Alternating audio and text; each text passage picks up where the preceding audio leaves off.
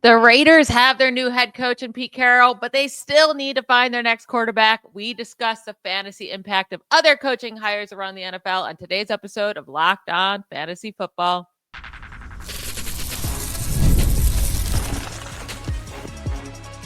You are Locked On Fantasy, your daily NFL fantasy podcast.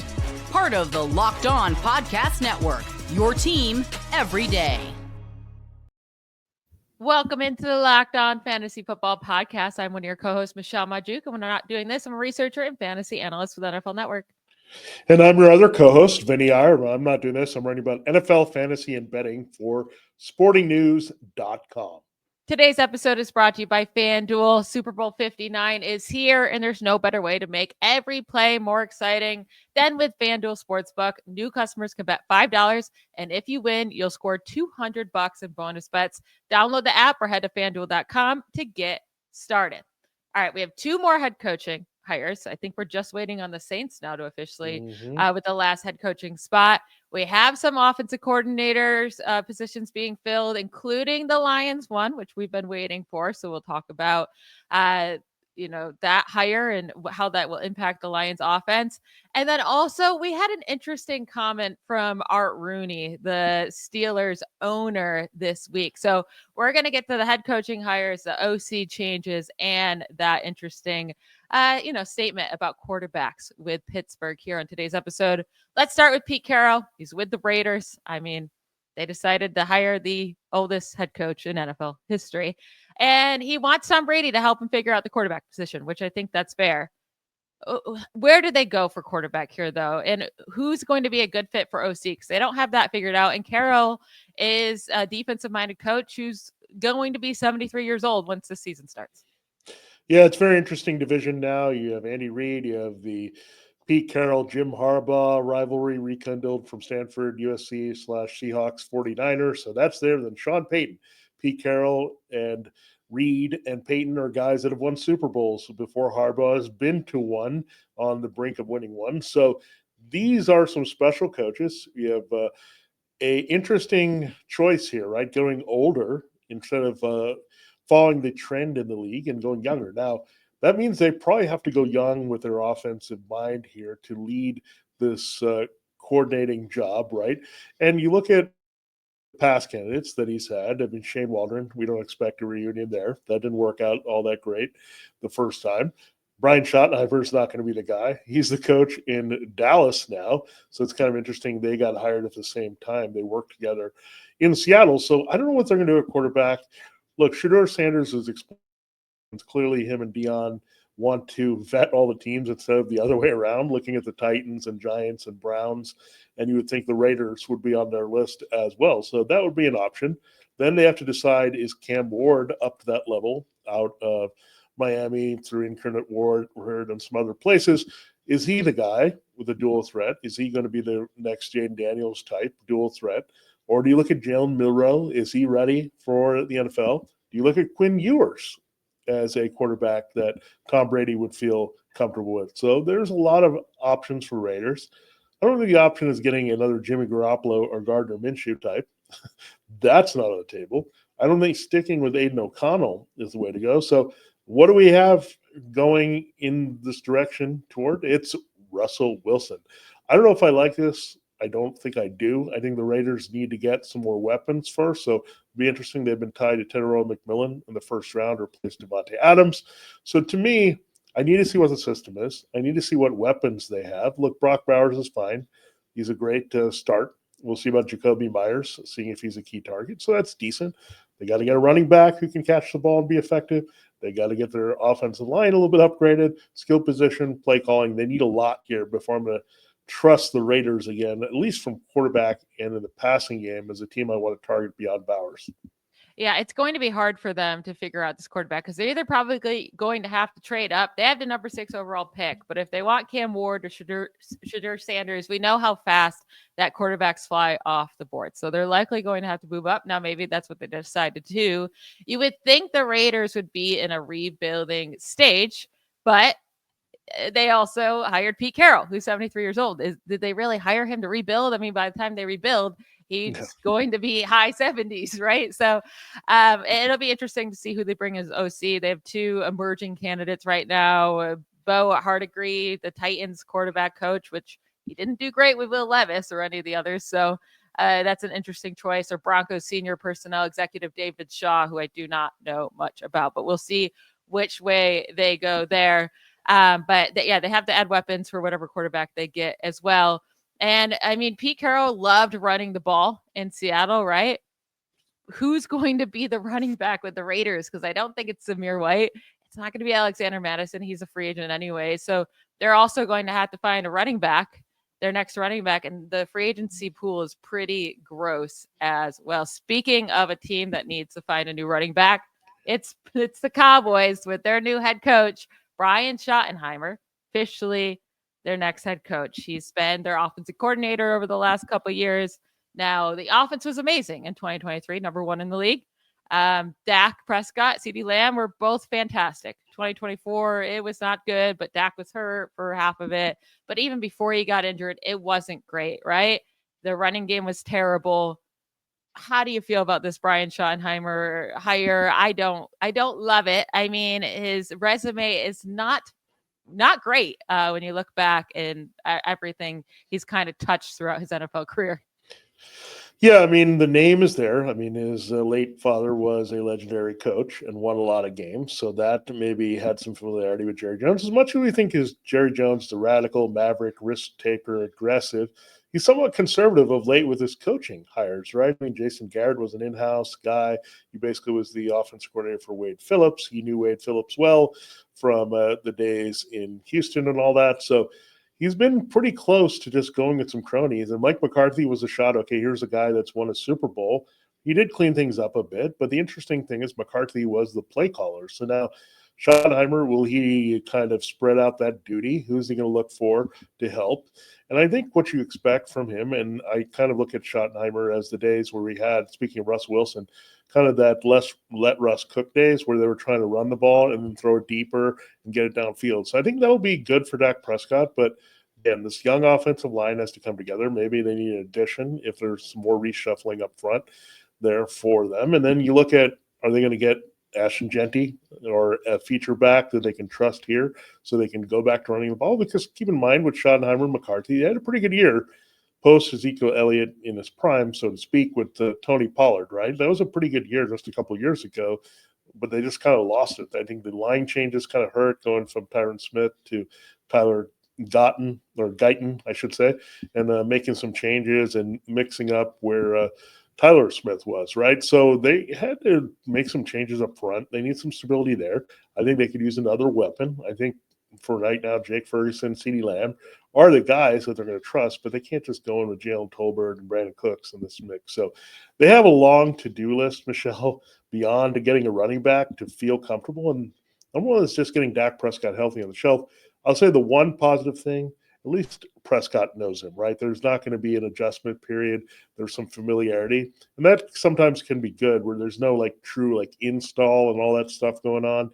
So they can accelerate the learning curve a little bit and be productive. So hopefully it means okay things for Dak given a couple years ago.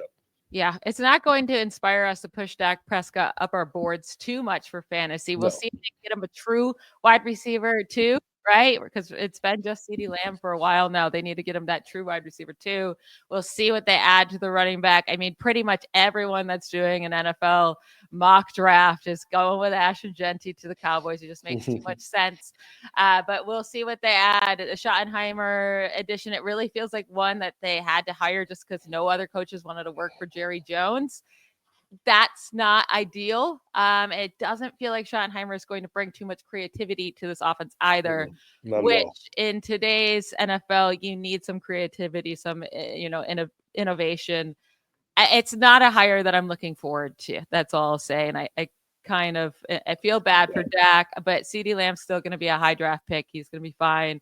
Dak will be fine. I just think his upside and consistency maybe a little bit, not Not safe. Capped. Yeah, cap. They should. Yeah, that's a good one with Schottenheimer. All right, we're going to get into the offensive coordinator hires. We got John Morton now with the new OC with the Lions, and the Seahawks hired offensive coordinator Clint Kubiak, who is the OC for the Saints this past year. So we'll discuss those two offenses and how these new hires will affect them in 2025. Super Bowl 59 is here. One game, two teams, endless possibilities, and there's no better way to make every play more exciting than with FanDuel Sportsbook. Whether it's predicting the first touchdown, calling the MVP, or even betting on the coin toss, FanDuel makes it easy to get in on the action. With live betting all game long, you can adjust your bets as the game unfolds, and you feel the thrill from kickoff to the final whistle. The live betting feature lets you stay involved no matter what happens on the field, and the app is super easy to use. Plus, knowing that you can place a $5 bet and potentially win $200 in bonus bets for the Super Bowl, that's the icing on the cake. Download the app today or head to FanDuel.com to get started. Bet just $5 and if you win, you'll score $200 in bonus bets. That's FanDuel.com. Bet with FanDuel, official partner of Super Bowl 59. All right, the Lions kind of went in a direction I was not anticipating. I thought they might promote from within. Now they go with John Morton. He was with them in 2022 as a senior offensive assistant. So he was with Ben Johnson for a year. That was Ben Johnson's first year with the team. He was a passing game coordinator with the Broncos over the last two seasons, which, 2023 wasn't great for the passing game, but 2024 with Bo Nix, I mean, no one expected their passing game to be as good as it was. And he's worked under some really good head coaches, Bill Callahan, Jim Harbaugh, Pete Carroll, John Gruden, Sean Payton. So he does have a good resume, only 1 year of offensive coordinator experience in the NFL. And it's hard to take much from that because it was 2017 with the Jets. His starting quarterbacks were Josh McCown and Bryce Petty. You can't really take much from that. But Robbie Anderson or Robbie Chosen had his best career year under Morton. He was very, split running back with Bilal Powell and Matt Forte. Matt Forte was very old at that point. Just a really not great offense that he was playing with there. So I don't want to hold him to what he did then. What are your thoughts on this? Do you think it's good for Amon-Ra St. Brown? Bad for Sam Laporta? Because, the Broncos didn't really use tight ends, but they don't really have any either. So what are your thought process on this hire? First of all, when you see the name John Morton, you might think it's Johnny Morton. It's not Johnny Morton. It was a guy that was a Lions Saints receiver, I believe, and guy that also got into MMA after being a good wide receiver. So you might think it's him, but it's not. So just clearing that up if we get confused. But you look at John Morton, it's interesting because I'm also going to go to what Ben Johnson did. He also borrowed from the Broncos, right? They hired Declan Doyle as their offensive coordinator in Chicago, and Johnson was with the Lions. So in a way, two guys are plucked from Peyton's staff here. And another interesting thing is Joe Lombardi used to be on the Lions. He was the offensive coordinator of the Broncos under Sean Payton. So interesting, all connections that are going on. Look, all these offensive styles are related. They're just trying to get the ball out quickly from the quarterback's hands, spread it around, be creative, use all the weapons that you're at your disposal, try to go short to intermediate, deep, and have all those options available. So from that perspective, I think that'll happen because Sean Payton is that type of coordinator and play caller and schemer to the point where he's going to try to get everyone involved well. And we saw that with Bo Nix. And again, I don't think the Lions would tap into it, kind of a copycat of what Johnson maybe did in Chicago to go in that direction. But I think there's a lot of concepts that are similar. So you got to feel okay about this hire. Again, a lot of talent compared to what he had with the Jets. He's going to really help, I think, just get the downfield passing game going. I think this is overall pretty good. And when you have that connection to Joe Lombardi or Sean Payton, that means you're going to get more passive running backs. So Jahmyr Gibbs should be involved. They'll get Jameson Williams as a deep, big play threat that is always a part of this Saints adjacent offense. And then you got Amon-Ra in the middle of the field. So I'm going to say, of all things considered, look, we can't expect the same results. Ben Johnson was out of this world calling plays. But I think it's a good hire overall for what the Lions need, their personnel, and adjusting to the personnel versus trying to fit their personnel in a guy that doesn't work for them. Yeah, and I think this makes me feel a little bit better about Jameson Williams too. We saw that Yeah. Broncos offense. They did want to go deep, right? They didn't have as good of a deep Yeah. target as Jameson Williams. So I think Jameson Williams will be fine here. Maybe we worry a little bit about Sam Laporta, but at the same time, like they just didn't have a tight end, right? Yeah, they The didn't. No. 2017 Jets, like they didn't have anybody. So it's hard to take from that if John Morton is just against tight ends, or maybe that was just, the lack of personnel there for him. But I do think overall this hire is a very solid one. It makes me feel a bit better about the Lions moving on to next year. Obviously, they'll probably feel a little bit of a decline without Ben Johnson, but this gives them a really good shot of keeping some stability there. Now, the Seahawks hire OC Clint Kubiak, which I'm excited he got another offensive coordinator job. I feel like he didn't get a fair fighting chance this year. I mean, he was the Saints OC this year. They started off very strong, and he's working with Derek Carr, who's not a good quarterback. But I thought overall Carr actually looked pretty good under him. They made a lot of big splash plays. Then Carr goes down with an injury, not as good when he comes back. And then he goes down for the rest of the year. And he's working with, rookie quarterbacks, like late drafted quarterbacks. Like he just didn't really have anything back there once Derek Carr went. And then Chris Olave gets hurt too. Like it was just a mess of injuries this year for the Saints offense. So I'm not going to hold that against Clint Kubiak. We saw him in 2021 as the Vikings OC. Kirk Cousins had a really good year that year, 4,200 passing yards, 33 passing touchdowns in 16 games. JJ, Justin Jefferson, Adam Thielen, KJ Osborne even all had over seven or more receiving touchdowns, with Jefferson and Thielen both having 10. Very wide receiver heavy under Kubiak. The Vikings were in 2021. So I think this is good for Geno Smith, for DK Metcalf, and for JSN. Yeah, they really were decimated by the end of the year with New Orleans. It just wasn't having Derek Carr go down, Chris Olave having that scary concussion. They didn't have Rashid Shaheed, who's their deep threat. They finally found that element again, right, with Marquez Valdez-Scantling. It came back later in the year. But Alvin Kamara was fighting through more injuries, but he played because they needed him, because Taysom Hill got hurt late in the season.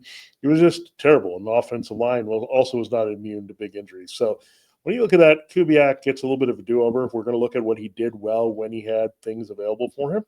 And now you look at this situation in Seattle. It's interesting we talked about Russell Wilson going back to Pete Carroll in Las Vegas. Well, Geno Smith now gives maybe an outlet to change quarterbacks here, right? If you're the Seahawks, can you convince the Raiders to take on Geno Smith and say, oh, hey, Geno's a pretty good starter, but we want to move on and try to add somebody who's a bit of a dual threat? I mean, I know Geno's athletic and all that, but try to get somebody who's a little bit starting from scratch here, right? And giving you a young quarterback. So watch out for that for sure. The Seahawks definitely could draft a quarterback and move on from Geno Smith. Now, overall, Clint Kubiak, I think you did a good job. You make a great point about the deep shots they took. When Shaheed went down, they pivoted MVS into that. So that's good for DK Metcalf. And Chris Olave, I think he schemed him open pretty well early in the season. So that's great for Jackson Smith-Njigba going forward. Now, the biggest thing we're going to watch is this backfield, right? Different coach, might have a different perspective on things. He might see Zach Charbonnet as a better asset than Kenneth Walker. So that is yet to be determined, I think. But some of these other positives in the passing game, even with the uncertainty of Geno and these running backs, you got to like it. So, again, we just have to be patient. These teams usually figure it out and get a better offense coordinator, at least. Defense, a little different story, but offense, these teams seem to know what they're doing a little bit more. Yeah, I do. Just overall, I think these are both really good, solid hires. So I'm excited about the Seahawks offense with their new OC, and excited to see hopefully the Lions can stay intact with all of their great fantasy goodness that they give to us. Now, one team that does not give us good fantasy goodness for a long time now, it's the Pittsburgh Steelers. And they have a serious quarterback problem. But their owner, Art Rooney, says he prefers to bring back either Russell Wilson or Justin Fields, but likely won't be both. So we're going to talk about what they should do, what we expect them to do, and what we expect for fantasy this year when it comes to their wide receivers and their empty leading starting running back spot they have for next year. We'll get to that right after a quick break. This episode of Locked On Fantasy Football is also brought to you by LinkedIn Jobs. It's an important time of the year. It's the end of January here coming up. And as a small business owner, your work doesn't end when the clock hits 5. Your business is always on your mind, which means it's time to hire, you need a partner that works just as hard as you do. That's where LinkedIn Jobs comes in. When you clock out, LinkedIn clocks in for you. LinkedIn makes it easy to post your job for free, share it with your network, and get a qualified candidate all in one place. Post your job easily there with LinkedIn's new feature. It can help you write up job descriptions and then quickly get your job in front of the right people with deep candidate insights. And here's a pro tip. Add the hashtag hiring frame to your profile picture to double your reach to qualified candidates. No wonder 72% of small businesses say that LinkedIn helps them find high quality hires. Post your job for free, absolutely for free at linkedin.com/LockedOnNFL. That's linkedin.com/LockedOnNFL to post your job for free. Terms and conditions do apply. All right, it is time to close the show, and this is a pretty good rumor that has come up here with the owner of the Steelers, Art Rooney, saying that the free agents, Russell Wilson and Justin Fields, one of them will be back. This is very mysterious, right? Which one does he want to think about? Is Wilson headed to the Raiders? Would he go back to Seattle if they replace Geno Smith? There's all kinds of things with Russell Wilson. So, first of all, Michelle, who do you think is better for the team? Who do you think they would be leaning toward? And should they look elsewhere? Yeah. So I'm a Steelers fan, so this is hard. Yeah, that's what I think they're leaning towards Justin Fields, and I think that's the right choice. I think the whole point of bringing in Justin Fields this last offseason with Russell Wilson was the point of keeping him on the bench, letting him learn behind Russell Wilson and letting him sit back for a year and just like kind of taking the game after some struggles to start his career. And then he had to unexpectedly start when Russell Wilson was dealing with injuries. And then as soon as Wilson was back, they gave him the job. They tried it out with Russell Wilson. It didn't work, right? It was a miserable ending. You can't go back to the Russell Wilson baggage and go back with him. Like, no, I'm sorry, Russ. You seem like a great guy, but I can't do that again. So I think it'll be Justin Fields. I think that's the right choice, but they do need to bring in competition, whether that be like a second or third round draft pick. I don't think it'll be another veteran, but they do need to also try to draft someone in the second or third round, maybe even the first, but don't love this class, especially where they're at. What do you think though for Fields for fantasy? If we knew he was going to be the full-time starter in this offense, would he be a top 12 quarterback pick under Arthur Smith, knowing it's just George Pickens right now? And who else do they add at wide receiver? Yeah, knowing what we know now, I'd be a little bit nervous because it's hard to get there just with running. We know running is a cheat code, but if you don't have the passing to go with it, it's a limited cheat code, right? You're not going to have that same ceiling. He might have a decent floor, but that would still put him in the middle of QB twos, right? In the 15 to 20 range. It's not going to put him up in the top 12 potentially here. So, look, I think Fields is the right choice if they're going to go there. He's younger. He has a little bit more upside. We did like him in this Arthur Smith offense. He was doing pretty well early. I know the frustration was he couldn't push the ball downfield and they were playing really compressed, right? It was all about him running and making plays and being very conservative. So they didn't have a lot there and they couldn't unlock George Pickens at all. Then they got the big plays when Russell Wilson got there. That sparked him. And then that got old because then he took sacks and things happened where he wasn't as effective. So I think Fields does have some upside. He's still very young. So why don't you do this? Use him and then maybe draft a quarterback in the second round. Maybe they're looking at someone like Jackson Dart who could be going up the boards. You don't know. And that could really change, right? This whole quarterback landscape could be very different in the draft. Right now, in their wheelhouse, I think Quinn Ewers would be there. But you could also just draft Quinn Ewers, re-sign Justin Fields on the cheap, have them compete, and knowing you have two young guys versus a young guy and a very old guy that they had with Russell Wilson last year. So, again, I don't think it's Russ. I think the answer is keep Fields, but also draft somebody else or bring in someone else to compete. There's not a lot. I don't want them to bring in Sam Darnold. Forget it. I think they need a mobile quarterback. Ewers can do that. So Ewers versus Fields will be an interesting battle. Get another wide receiver. Get some help, and I think you could see the Steelers offense make a nice transition there because, again, I think Fields is a great fit, at least running-wise, in the Smith offense. Yeah, Justin Fields is 1 year older than Michael Penix Jr., who just finished his rookie season. So Fields is still very young. Go with him instead of Russ. Again, like we said, bring in a rookie quarterback, sure, for some competition. And if Fields falls flat in his face, fine. Like, I'm okay with the Steelers falling flat on their face for once and not having a winning season if that's what it takes. And then, Arch Manning, tank for Arch Manning. Yeah. But George Pickens, this is the thing, is if they do go with Justin Fields, we see George Pickens' personality, right? And if he's not motivated, if he's not getting good targets, or he's not being targeted in the game, he gets a little cranky. Will this affect him? Will he be motivated to play with Justin Fields or with a rookie or with Russell Wilson? Or is he a guy that we're going to be staying away from in fantasy because we know how he just doesn't really try when he's angry and not getting the targets? Yeah, if I'm the Steelers, I would just keep my phone lines open just in case people are interested in Pickens, and maybe you can get something out of him. I mean, it's still a dangerous receiver. He could help a lot of teams, especially He's in the an NFC. amazing wide receiver when Yeah, he gets the target. like if he goes to the Commanders, say something like that, right? And he can be the number 2. I think he'll be a little bit more motivated, right?